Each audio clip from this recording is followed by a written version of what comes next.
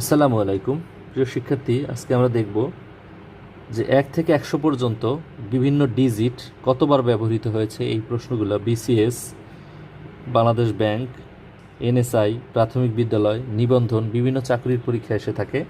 আমরা প্রথমেই জেনে নেই যে 1 থেকে 100 পর্যন্ত শূন্য ব্যবহৃত হয়েছে 11 বার, 1 21 বার এবং বাকি যেগুলো আছে 2, 3, 4, 5, 6, 7, 8, 9 এগুলা 20 বার আসে।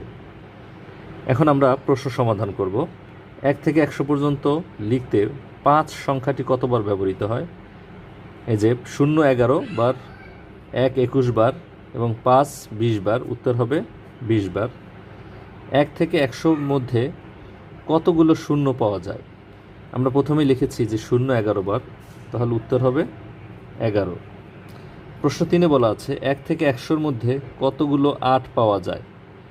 8 আছে আমার এখানে 2 3 4 5 6 7 8, এই সবগুলোই হচ্ছে 20 বার পাওয়া যায়, তাহলে 8 পাওয়া যায় 20 বার। প্রশ্ন 4-এ বলা আছে 1 থেকে 100-র মধ্যে কতগুলো 9 পাওয়া যায়? প্রিয় শিক্ষার্থী, তোমরা এতক্ষণ বুঝে থাকলে এই প্রশ্নের উত্তর কী হবে কমেন্টে জানাও।